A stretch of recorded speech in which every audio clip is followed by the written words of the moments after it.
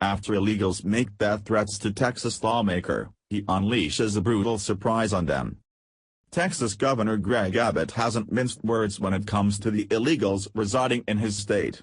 Recently, Abbott signed a bill on Facebook Live that effectively banned sanctuary cities in Texas, and many Texans expressed relief that our immigration laws would finally be enforced.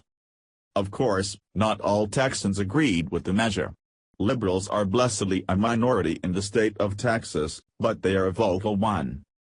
At a recent meeting of the Texas legislature, protesters arrived to let their opinions on sanctuary cities be known, and among them were illegal immigrants.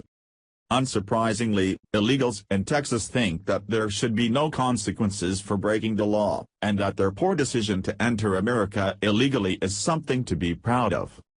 But for one legislator, the protesters took things too far, and he decided it was time to call ICE, ICE baby. From Western Journalism. A Texas lawmaker Monday said he was threatened on the floor of the Texas legislature after he publicly stated that he called immigration officials on self-proclaimed illegal immigrants who were protesting legislation aimed at sanctuary cities.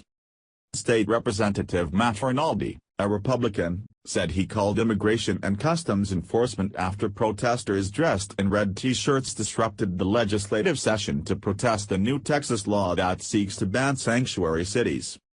Rinaldi's action led to violent verbal confrontations as well as pushing and shoving on the floor of the legislature. Rinaldi stated on social media that his life was threatened because he decided to follow the law. So these protesters were holding signs proclaiming that they were illegal immigrants, and they expected none of the Texas legislators to say anything.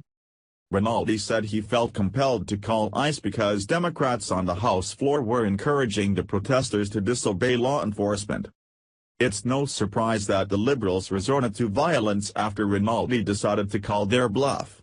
Violence is the only thing Democrats have left. They've lost the intellectual debate because they refuse to even debate. All they can do is insult anyone who disagrees with them, but it's this very arrogance that's causing them to lose elections. For his part, Representative Poncho Navarez denied threatening Rinaldi with this tweet.